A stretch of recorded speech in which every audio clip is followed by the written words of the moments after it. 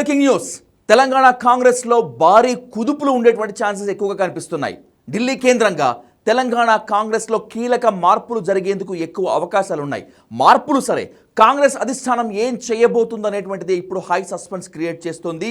అయితే ఈ హై సస్పెన్స్కి లైట్గా తెరదించుతూ తెలంగాణలో ఉన్నటువంటి మంత్రుల శాఖలు మారే అవకాశం ఎక్కువగా కనిపిస్తుంది. 2 రోజుల బట్టి ఢిల్లీలో ఉన్నటువంటి సీఎం రేవంత్ రెడ్డి పార్టీ హైకమాండ్తో ఎడతెగని చర్చలు, వరుస మీటింగ్ల మీద మీటింగ్లు నడుస్తున్నాయి.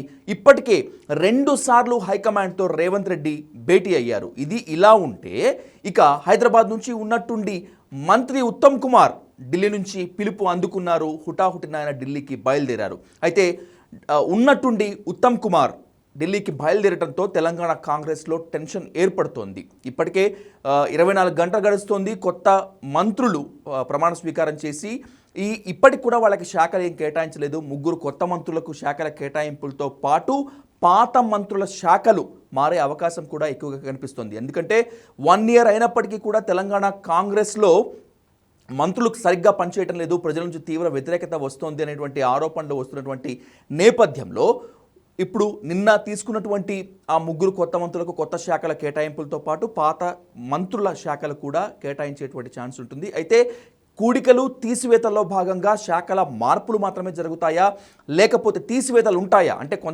కొందరు మంత్రులకి ఉద్వాసన పలికేందుకు ఛాన్స్ ఉంటుందా? అయితే ఇప్పటికిప్పుడే ఉద్వాసన పలికేందుకు ఛాన్స్ కనుక ఉంటే, మంత్రి పదవి కనుక తీసేస్తే మళ్ళీ వ్యతిరేకత, గ్రూపు తగాదాలు ఎక్కువయ్యేటువంటి అంశం ఉన్న నేపథ్యంలో శాఖలు మార్చి వాళ్లకు లెసన్ ఇస్తారా అనేటువంటిది అత్యంత కీలకంగా మారింది. సో ఏది ఏమైనప్పటికీ ఢిల్లీలో సీఎం రేవంత్ రెడ్డి ఎడతెగకుండా చేస్తున్నటువంటి చర్చలు ఉన్నట్టుండి హుటాహుటిన ఉత్తమ్ కుమార్ రెడ్డి ప్రయాణం ఢిల్లీకి కావటం అనేటువంటిది అనేక టెన్షన్ రేకెత్తిస్తోంది. ముఖ్యంగా రాజకీయ వర్గాల్లో మాత్రమే కాకుండా కాంగ్రెస్ వర్గాల్లో కూడా చాలా ముఖ్యంగా కనిపిస్తుంది. అయితే ఆర్థిక శాఖ నాకు వద్దు, నాకు హోమ్ మినిస్టర్ ఇవ్వండి అని చెప్పి డిప్యూటీ సీఎం బట్టి విక్రమార్క అడుగుతున్నట్లుగా తెలుస్తుంది. నాకు కార్మిక శాఖ వద్దు, విద్యాశాఖ ఇవ్వండి అని కొత్తగా మంత్రిగా ప్రమాణ స్వీకారం చేసినటువంటి వివేక్ అడుగుతున్నట్లు తెలుస్తుంది. సో ఏది ఏమైనప్పటికీ కొత్తగా ఉన్నటువంటి తీసుకున్నటువంటి 3 మంత్రులకు శాఖల కేటాయింపులతో పాటు పాత మంత్రులకు కూడా శాఖలు బదిలీ చేసే ఛాన్స్, ట్రాన్స్ఫర్ అయ్యేటువంటి ఛాన్స్, మార్పు ఉండేటువంటి ఛాన్స్ ఎక్కువగా ఉన్నట్టు కనిపిస్తుంది. సో ఏది ఏమైనప్పటికీ ఈ టెన్షన్కు,